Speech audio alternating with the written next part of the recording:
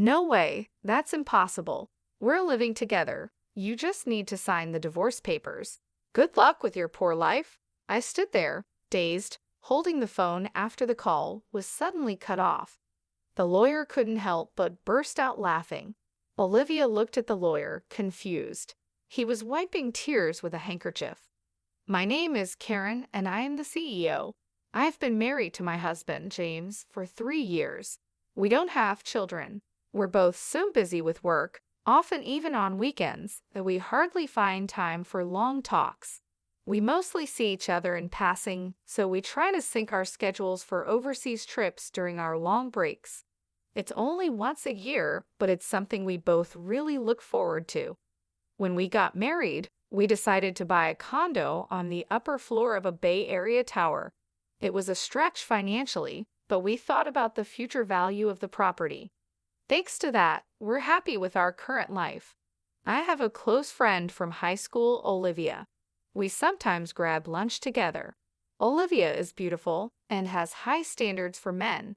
She's not married yet but is eager to be. She looks for well-educated, high-earning men on dating apps and won't compromise on their income. One day, I was having lunch with Olivia at a cafe near a park. We went to high school and university together, even shared the same classes. That's why we've consulted each other about various things over the years, knowing quite a bit about each other's dating histories and types. During our student days, we shared both fun and sad times. Those are cherished memories now. Since marrying James 3 years ago, we've both gotten busier, and the chances to meet have decreased. Now, we only see each other a few times a year. I'll come visit your condo next time, Olivia suddenly said. She'd never been to my place before. Then, on the weekend, she came over. I could tell she was amazed even through the intercom at the entrance. As soon as I opened the door, Olivia looked impressed. Wow, this place is like a mansion, and that elevator ride was so long. I had chosen a spacious upper floor condo because it was a once-in-a-lifetime purchase. It's even more spacious than a house. It's beautiful, really incredible, Olivia said as she looked around the condo, turning her head in every direction. Great location and an upper floor in a high-rise like this must have cost a fortune, Olivia remarked with a sly smile. Yeah, you could say it's $1 million condominium. It's got great security too, I said, but Olivia cut me off, reacting only to the term $1 million condominium. It must be over $1 million. Your husband must be making a lot, she said, her eyes wide with astonishment. That was so typical of Olivia. She always had high standards for men, especially regarding their income. James's salary is quite good for his age, I guess, I said vaguely. I felt it was tacky to be too explicit. Olivia had a look that seemed to hint at some ulterior motive. Can I use your bathroom? She asked and left the living room. I directed her to the bathroom and then started preparing tea in the kitchen. I was concerned when Olivia took a while to come back. I was about to check on her when she returned, saying, just replying to an email. Olivia usually didn't make excuses like that, so I felt a slight sense of unease. While enjoying the cookies Olivia brought as a gift and having tea, she asked, can I stay till the evening? She apparently wanted to greet James. It had been since our wedding that Olivia last saw James, so it wasn't unnatural for her to want to see him. I decided to check with James just in case. James was happy about it. I might finish work early, he replied in an email. I told Olivia it was okay, and then I started preparing dinner. Olivia was using her smartphone, but then she stood up and went to the bathroom again. I didn't notice while cooking, but Olivia was gone for quite a while. When she came back, she was wearing a familiar necklace. It was my necklace. As I stared at the necklace, Olivia gave an embarrassed smile. How do I look? Does it suit me? She posed like a model. Seeing my stunned expression, Olivia started laughing. Oh, come on, I'm just kidding. I found it and thought it was cute. It must have been super expensive, right? A premium piece for sure, Olivia said, sounding like a child making an excuse for a mistake. That's a gift for James. Wow, he must be really wealthy to afford something like this. Olivia sighed, but more importantly, that necklace was stored in the closet in the bedroom. It seemed like Olivia had pretended to go to the bathroom and instead went to the bedroom to peek into the closet. I couldn't believe her actions. However, I didn't want to seem petty, so I just emphasized that it was a precious item. Taking advantage of my mild reaction, Olivia made a surprising request. Can I borrow this necklace for a while? I've got a date with a doctor I met on a dating app. I want to wear it for that. Please, she pleaded, putting her hands together as if praying. Reluctantly, I decided to lend it to her. All right, but take good care of it. Like I said earlier, it's a gift for James. As soon as Olivia knew she could borrow it, she smiled and started touching the necklace gently. Of course, I understand, she said, though she seemed to ignore my words. When I finished preparing the meal, I pretended to go to the bathroom to check the bedroom. Sure enough, the closet in the bedroom and the chest beside the bed weren't fully closed. Olivia must have opened every drawer and door she could find. There were fingerprints on the jewelry, watches, and precious metals. She might have touched things but probably didn't intend to borrow them. The shoes seemed to have been tried on, and the heels were bent out of shape. This was clearly going too far.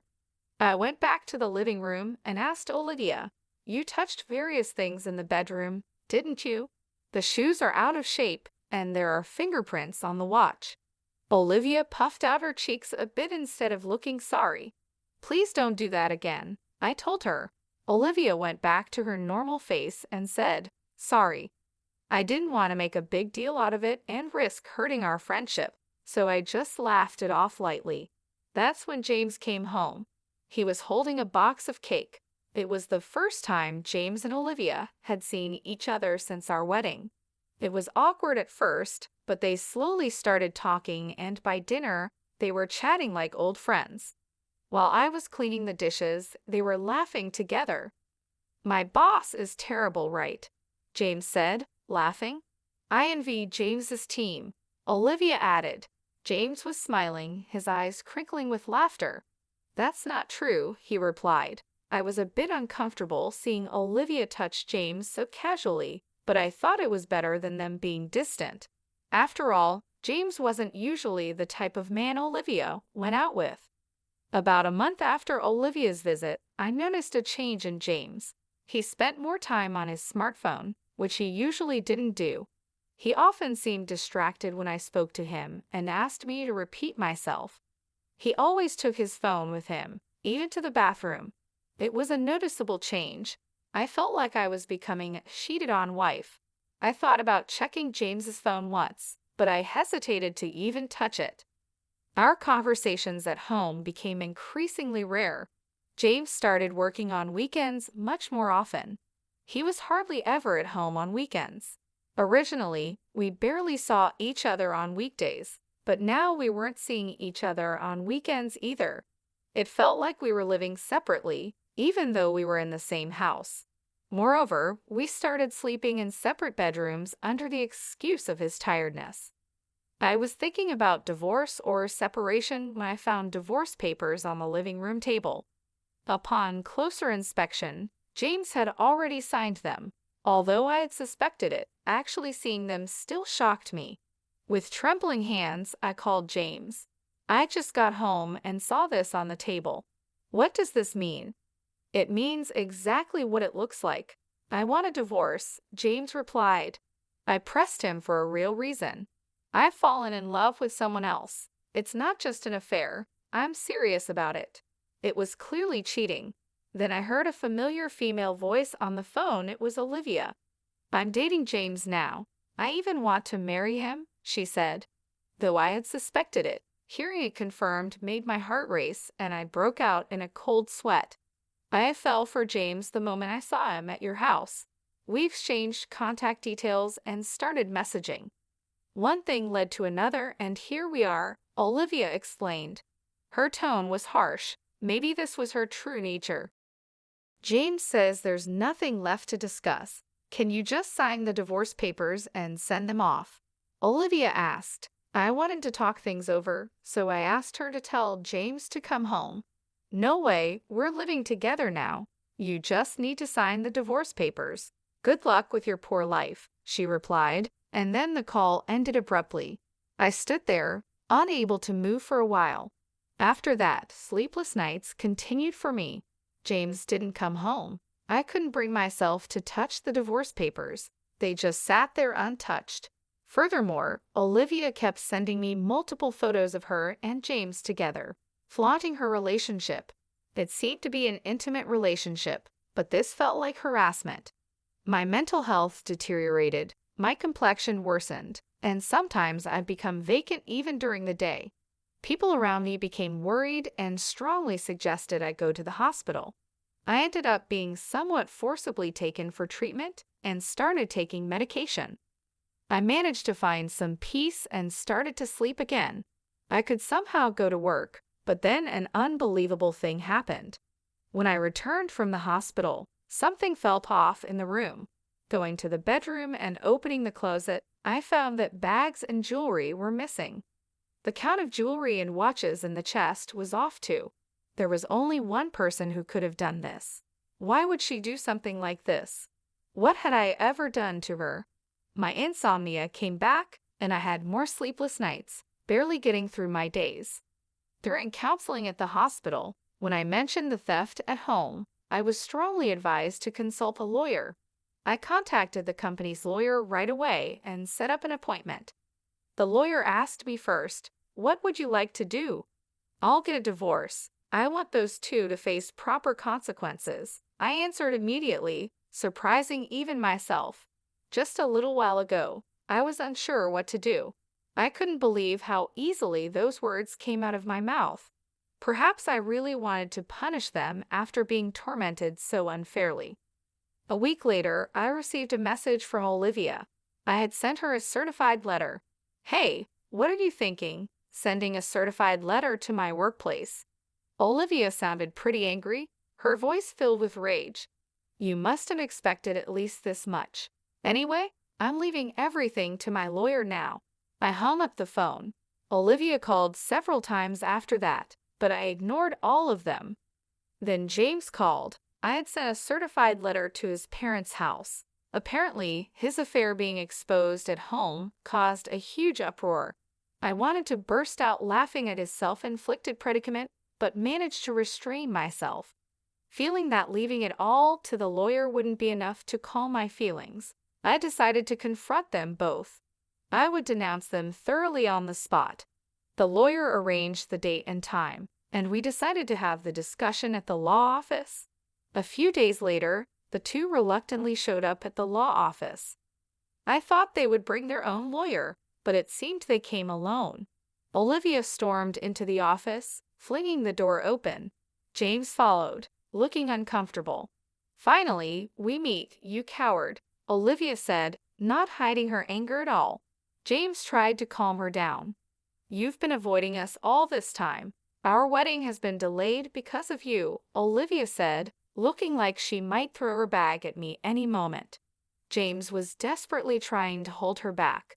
As I watched them with a feeling of pity, the lawyer nodded at me. "Please calm down. If any violence or abusive language occurs, we will immediately call the police," the lawyer said. The mention of the police made Olivia stiffen. With the lawyer's intervention, Olivia and James took their seats, becoming calmer. We sat across from each other at the office table, ready to start the discussion. "James, you're seeking a divorce, correct?" I asked. Olivia sat angrily while James slumped, looking defeated. "We agree to the divorce. However, since your relationship is considered adultery, we will ask for alimony," I stated. James's face clouded over. "I'll agree to the divorce, but once the alimony is paid, don't contact us ever," he said. I quietly nodded in agreement. Olivia looked displeased, maybe expecting more resistance from me. When the lawyer began discussing the alimony amount, Olivia snapped, "I said any amount is fine. We have plenty of money." Olivia sat arrogantly with her arms crossed. The lawyer looked at her with interest, then said, "Oh yes, didn't he tell you?" James is the president of a jewelry company with a yearly revenue of $3 billion. James looked up frantically, trying to restrain Olivia's arm. Alimony for an affair is nothing to us. I'll even give a proper share of the property, Olivia continued excitedly, her face flushed. James tried hard to calm her down. Olivia shook off his hand and continued, "You can barely make ends meet on your salary, right?" She scoffed with a laugh. The lawyer burst into uncontrollable laughter. Olivia looked at him with a puzzled expression. The lawyer, wiping tears with a handkerchief, said, "Actually, the president is Karen." Olivia was dumbstruck, her mouth hanging open. James hung his head, his body trembling slightly. James is just an ordinary employee with no position at Karen's company. "I am Karen's corporate lawyer," I stated. Olivia started laughing loudly. "What are you talking about? Are you really a lawyer? Can lawyers lie?" she asked. The lawyer calmly replied, "Why not ask James next to you if what I said is a lie?" James, meanwhile, just bit his lip, looking down. Olivia, growing anxious, grabbed James's arms and began shaking him. "You said you were the president of a $3 billion jewelry company. That's not a lie, right?" James remained silent. He covered his face with his hands, uttering inaudible moans. Olivia, growing more desperate, gripped his arms tighter, repeatedly asking, "Answer me, it's not a lie, right?" James finally whispered in a raspy voice, "I'm sorry." The room fell into a deep silence. Olivia's strength seemed to leave her body, and she let her hands that were gripping James fall limply. "You said you were the president of a company making $3 billion a year," she muttered almost to herself. James's single apology had plunged Olivia into despair. She stood up, trembling. "It's a lie, right? There's no way you're the president." Olivia pointed at me accusingly. "Why didn't I know about this after all we've shared?" I spoke to Olivia calmly, as if guiding her. "Just because we're close friends doesn't mean I tell you everything, especially since you were so fixated on money. I had no intention of telling you." I looked Olivia straight in the eyes without averting my gaze. Olivia seemed to lose all her energy and slumped down. "Then that house, of course, the house is in my name, so James will be the one leaving," I continued. Olivia fell silent, and James continued to hold his head. James probably didn't want to come here. He knew this would happen. But if he didn't come here, things would be worse. It's hell either way for him now. James is left with nothing but hell waiting for him. The lawyer began to present the evidence. I had first gathered these photos of James and Olivia together. They were the photos she sent to my phone, now printed out. The lawyer placed a voice recorder on the table and played a recorded conversation. "Why would you send something like this?" "I just wanted to share our happiness with you." Olivia's voice filled the room, while James seemed to be holding back tears. "Hey, still clinging to the past. I want to divorce quickly." "I know what you're clinging to. It's James's income. He's the president of a $3 billion jewelry company, right?" "You hid it because you thought I might take it," Olivia said, perhaps embarrassed, and covered her face with her hands. "Hurry up and divorce and leave that condo. It'll be mine soon. Too bad James didn't come back to you. I'll give you as much alimony as you want." "Poor thing. Your aim was the money, not James." "I'm speechless at how you've been deceived, James." James looked down, tears spilling onto his pants. James and Olivia fell silent. "Do you think this is over?" "What else is there, Olivia?" "You broke into the house when Karen wasn't there and stole several items, didn't you?" the lawyer said calmly. James looked shocked, apparently unaware of this. "Hey, what's this about stealing?" Olivia bit her lower lip, her hands shaking. "No, not me. I don't know anything," she said. The lawyer placed a tablet on the table and played a video. It showed Olivia sneaking into the bedroom, taking bags and jewelry, and stuffing them into her bag. Olivia stared wide-eyed at the footage. "What is this? Why are you recording me? Isn't this illegal surveillance?" she asked. James covered his face with his hands. "Inside our house, we've always had security cameras. Why didn't you tell me that earlier? Who would think you'd break in to steal? I started to get a headache from their ridiculous argument. And you used my key without permission. I wanted those things. It's your fault for not buying them for me, one argued. They kept arguing, ignoring us and the lawyer, and I could only watch in disbelief. Please save your arguments for later. Regarding this theft, we will be filing a police report, I said. Olivia seemed to panic at the mention of the police. The police? That's a bit much, isn't it? I just borrowed something from a friend, she protested. I never gave you permission to borrow anything, I replied calmly. Besides, you're not a friend, you were just a classmate. That's why I'm filing a police report. Olivia seemed to realize she was defeated, and her attitude turned gloomy. Don't say that. I'll pay for it. I'll make up for it. Just please don't call the police. Olivia started to kneel and apologize. I looked down at her and said coldly, "You're going to compensate. The value of what you stole is more than your annual income. Are you sure about that?" Olivia was speechless. And there's also the matter of the alimony. Olivia turned to James, pleading in a tearful voice. You'll pay, right? Even if you're not the president, you still earn well, right? James was silent, looking down. He can't pay it because he's about to be fired, I added. James looked up in surprise. That's right, since leaving the house, James has not shown up for work. Plus, with this commotion, there have been complaints from his boss, I explained. James looked like he might collapse on the floor. But there's still the property division, right? I'll pay with that, Olivia said, but that wasn't possible. Karen and James had a prenuptial agreement about property. You didn't hear anything from James, did you? He never told you the inconvenient truths, I said, looking at James with disdain. The lawyer placed the contract on the table. The agreement stated that if the marriage lasted less than 5 years, neither party could claim the other's property. Currently, they were in the 3 years of their marriage. Olivia tried to grab the document, as if to tear it up. You should handle that document carefully. It's a notarized deed, and you could be held legally accountable for damaging it, I warned her. At the mention of a crime, Olivia stopped. She then half-heartedly pleaded with James, James, you have savings, right?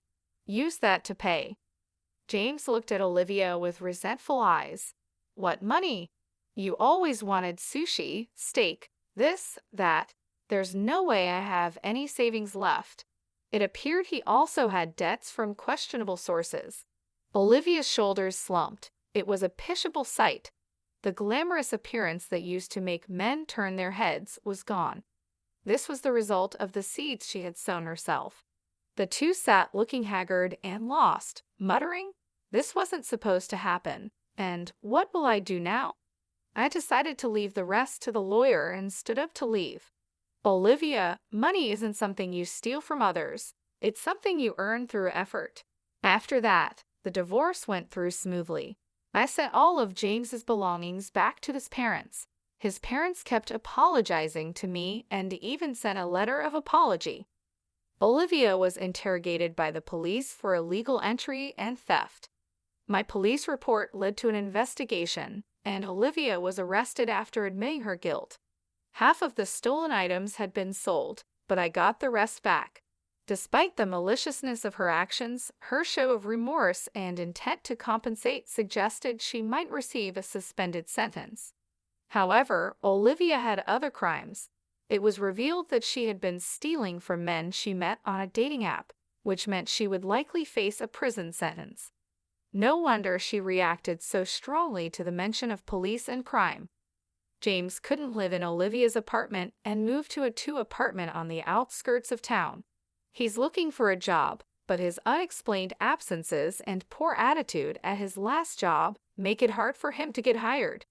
For now, he's getting by with day labor.